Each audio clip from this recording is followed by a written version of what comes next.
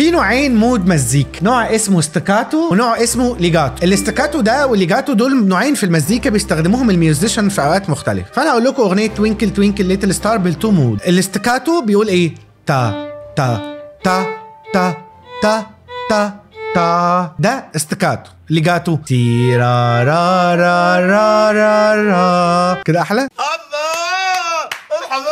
تيرا را را را را را. خلاص يا وحش بقى، احنا هنقضيها مغنى طول الليل ولا ايه؟ النوعين دول بيقولك انت لازم تديفرنشيت طريقه كلامك وانت بتتكلم مع الاودينس بتوعك، سواء اون ستيج بقى سواء في برزنتيشن، انت تستخدم الاثنين. يعني انا عمري ما اعرف اوصل ليك معلومه وانا بتكلم بالطريقه بتاعه الاستكاتو، لكن ممكن جدا جدا معلومتي تبقى سهله وبسيطه وداخله جواك وحاسس بيها وانا بتكلم بالليجاتو. لكن at some point لازم استخدم استكاتو لو عايز اقول ستيتمنت، لو عايز اقول كلمه هقف عندها انت تركز فيها، لو عايز اقول لك جمله خبريه انت لازم تفكر فيها، لو عايز اقول لك معلومه ما ينفعش تنساها. لكن وانا بسرد لك قصه وانا بحكي لك حكايه وانا ببيع لك بيعه وانا بقى في سبيتش اون ستيج، لازم استخدم الليجاتو عشان اخلي الاودينس انفولفد معايا في الهارموني بتاعه العلاقه بين الكلام وبعضها. قبل كده كلمتكم على الصوت العالي والصوت الواطي، قبل كده كلمتكم امتى نسكت في البرزنتيشن، دلوقتي كمان عايز اقول لكم امتى استخدم المود بتاع استكاتو او ليجاتو، امتى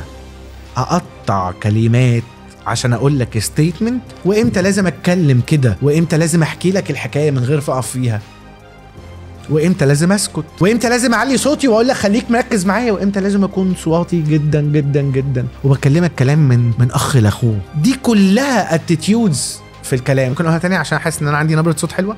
خلاص بس والنبي شويه شويه. تيرا را را را را را، كده احلى. را را را. لو عجبك الكلام ده اعمل لي كومنتات هطلع لك تاني كل يوم.